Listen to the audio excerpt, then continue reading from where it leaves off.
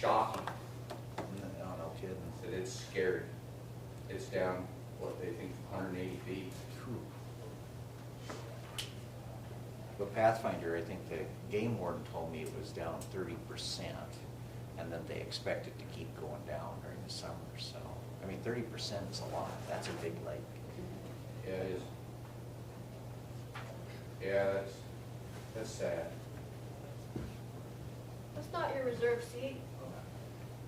I moved around just to keep you on your toes. Maybe you'll think more people's here. Yeah.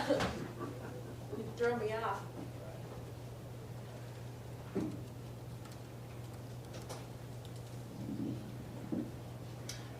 Call this meeting to order. Roll call, Mayor Juarez. Here. President Newmiller has an excuse absent. Council Butcher. Here. Council Sutherland. Here. Council McCarthy. Here. Please stand for the Pledge of Allegiance.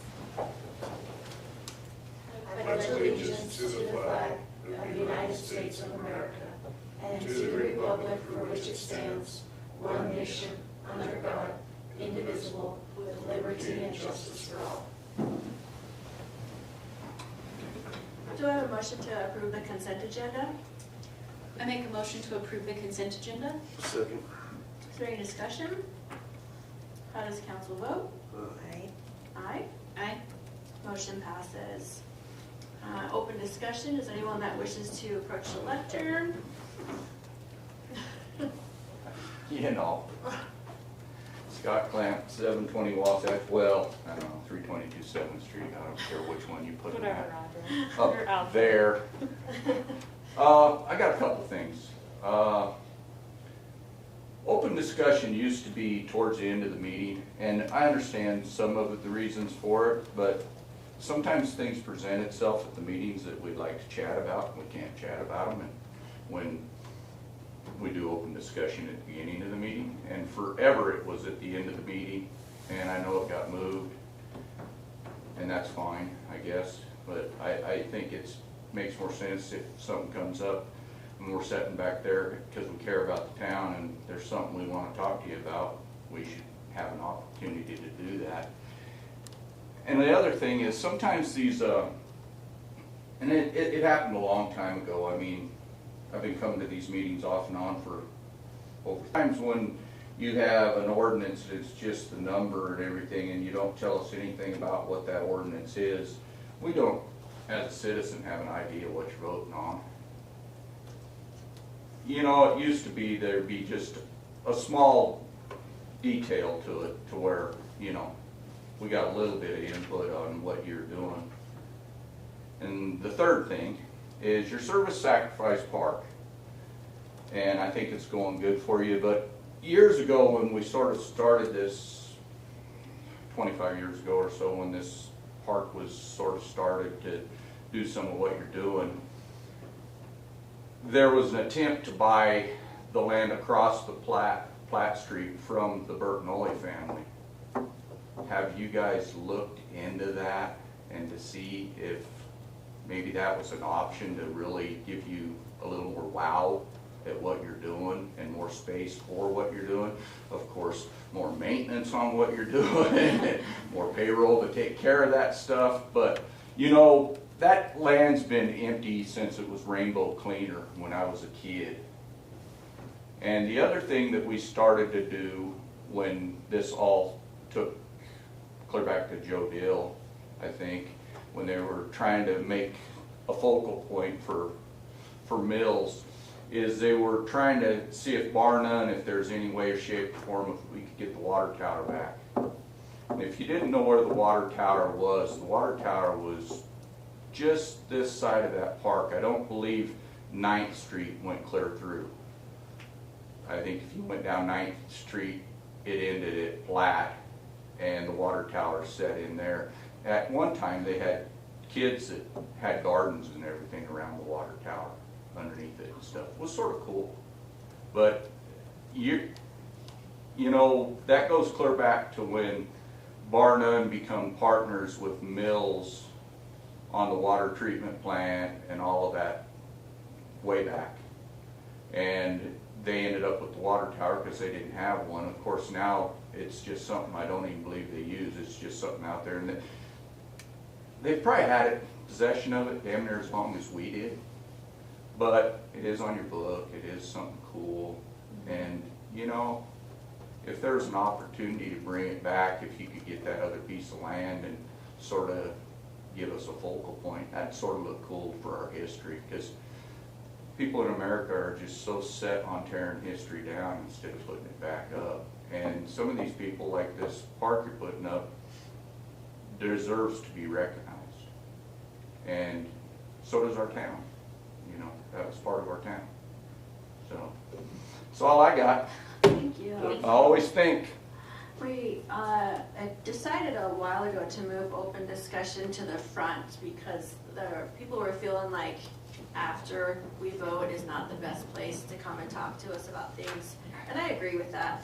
Everybody that has meetings of this nature, they do it a little different. They all do. Barnum does it different than us. And Barnum does their work session in their council meeting, which, you know, is different. But ours, the majority of our discussion takes place in our work session for anything that we vote on, which is an hour before. So that starts at 6 and it's open to the public. And that's why it's for the council to do their work, not necessarily for the public to talk or discuss, but they can hear how we arrive to our decisions. And then during open discussion, which is right after that, they can come and give us their perspective before we take a vote, which is why we moved that. And the ordinance stuff, it's obviously it's always available if you want to come in and look it up, but it is online, which I realize not everybody's online. So all of those details are there, but we can always print it out for you too.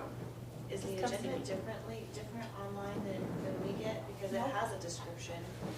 There's always It just has a description. general description on the agenda. Yeah, I get that. I mean, but a lot of people don't have the time to come to your work sessions. I mean, you don't have everybody that's ran out of things to do like me. But, you know, you do have a lot of people out there that really care about our town.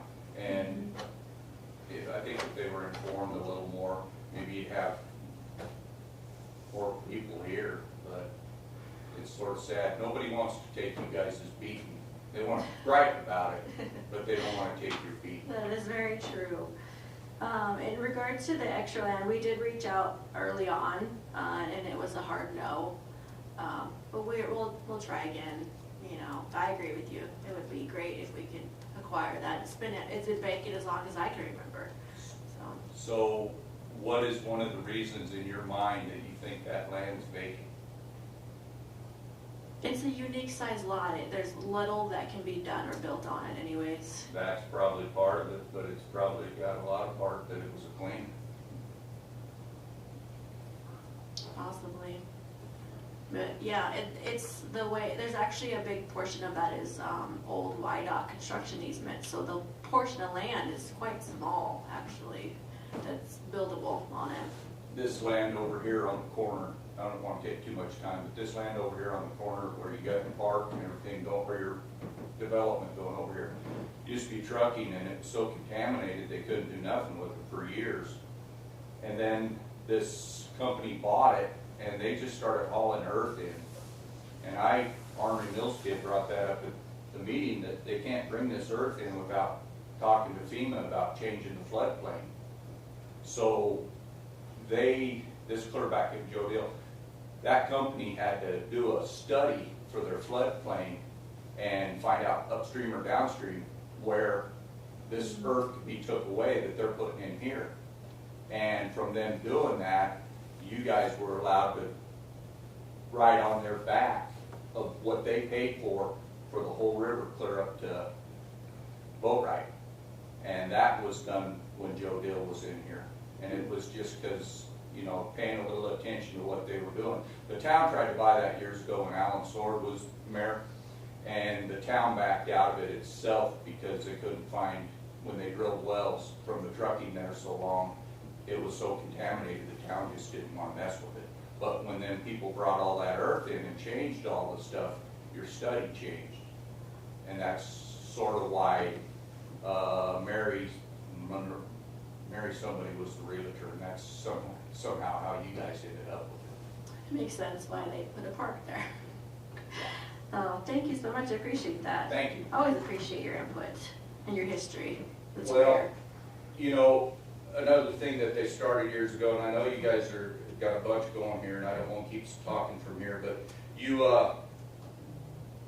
have looked to advance the post office over the years, and there was a time that the post office, my family actually was providing the land and was going to build a post office for the town.